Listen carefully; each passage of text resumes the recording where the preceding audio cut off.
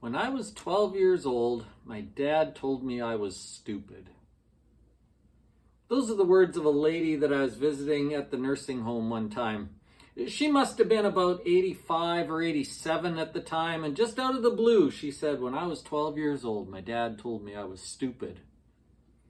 That conversation had taken place probably 75 years prior, but she remembered those few words. Those few words had found a place in her heart and in her mind, and she hadn't let them go all those years later. In fact, that description of her father had shaped the way she saw herself. It shaped the way she acted. It shaped the way she perceived things and thought others perceived her. And 75 years later, after having wonderful experiences and a really good life, she remembered, my dad said I was stupid.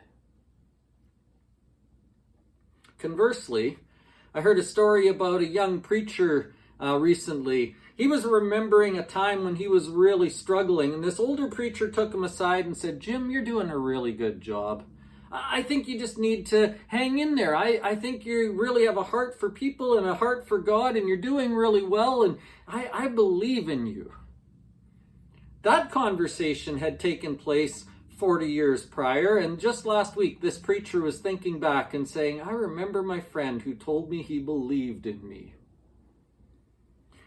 Two different conversations that ended up having two very different results, but really, if you count the number of words in there, they're less than 15 in either statement.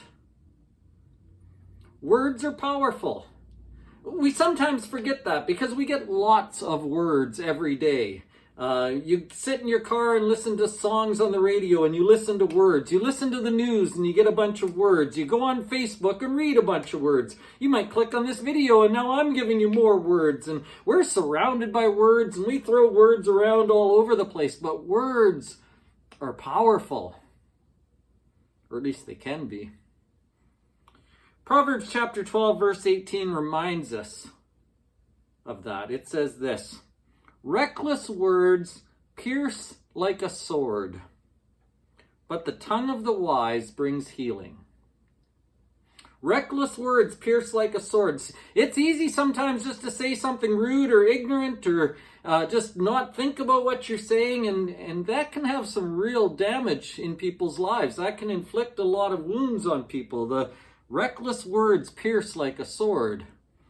But the opposite is true too. The tongue of the wise brings healing. You can use your words to encourage. You can use your words to bolster people. You can use your words to lift them up. You can use your words to make people better and to see themselves in better ways.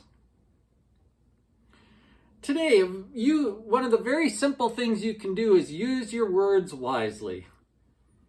What are you going to talk about today? Who are you going to focus on? What are you going to spread around? When people think about you and what you've said to them, what will they remember? Reckless words pierce like a sword, but the tongue of the wise brings healing. May we be those who are bringing healing, encouragement, and joy with the words that we share.